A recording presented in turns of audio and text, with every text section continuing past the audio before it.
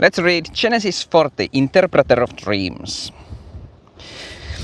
Now, it was after these things that the cupbearer and the baker of the king of Egypt offended their master, the king of Egypt. Pharaoh was angry with his two officials, with the chief of the cupbearer and with the chief of the bakers. So he put them in custody of the house of the commander of the bodyguards. In the prison, the place where Joseph was confined, the commander of the bodyguards assigned Joseph to be with them and serve them as their personal servant. They were in custody for some time. Then the two of them each dreamed a dream on the same night. The dream of each man, the cupbearer and the baker of the king of Egypt, who were confined in prison, each had its own interpretation.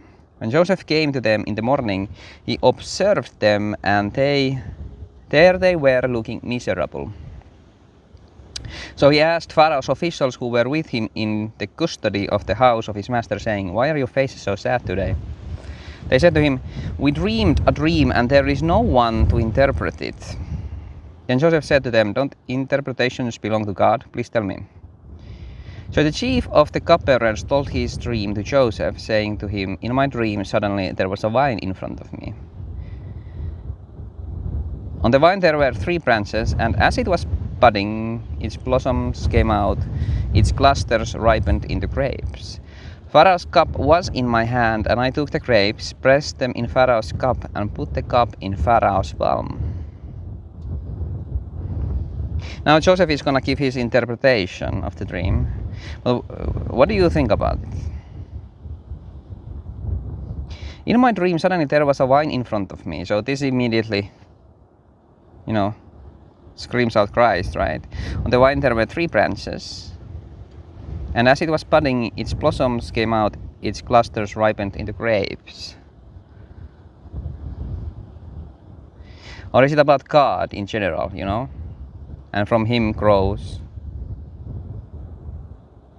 these grapes. We have 3 branches, so is that the Trinity? "Pharaoh's cup was in my hand, and I took the grapes, pressed them into Pharaoh's cup, and put the cup in Pharaoh's palm." And Pharaoh is somebody who has been, enjoying the fruits of God. That doesn't really make sense now, does it? My interpretation doesn't really make sense.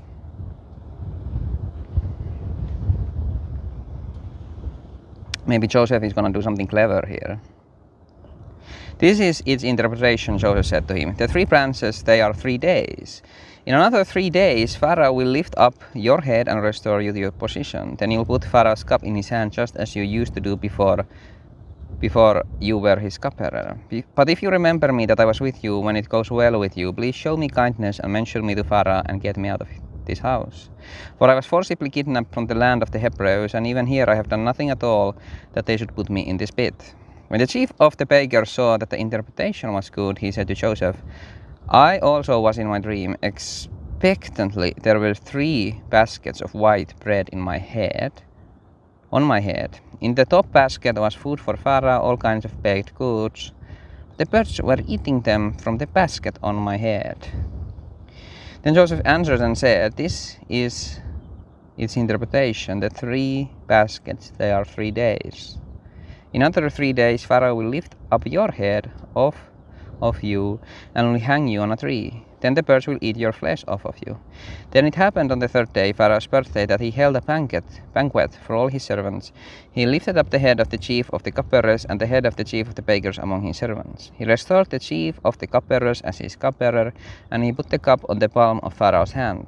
But the chief of the bakers he hung, just as Joseph had interpreted for them. Yet the chief of the cupbearers did not remember Joseph. Indeed, he forgot him.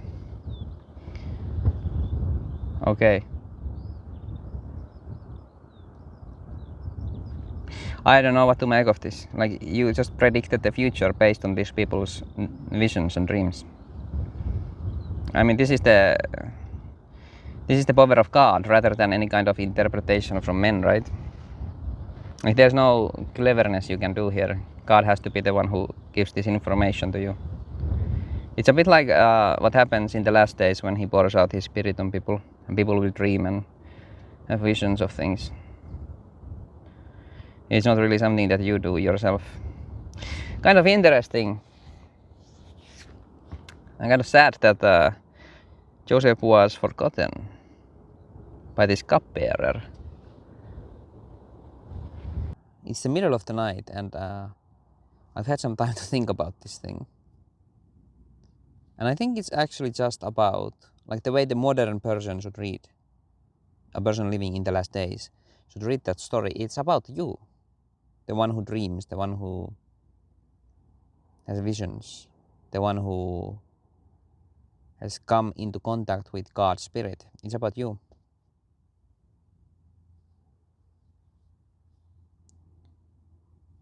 You're supposed to have the same kind of faith that Joseph had in his imprisonment. And that's exactly what the world will feel like to somebody who is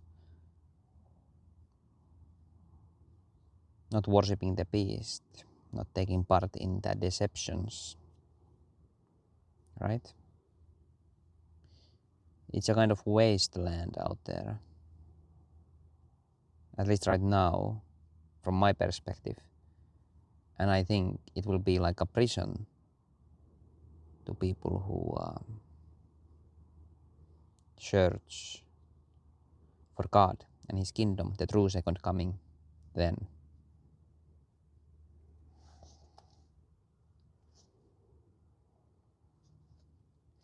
But like Joseph, you will also be remembered. That's what meeting up in the clouds is all about.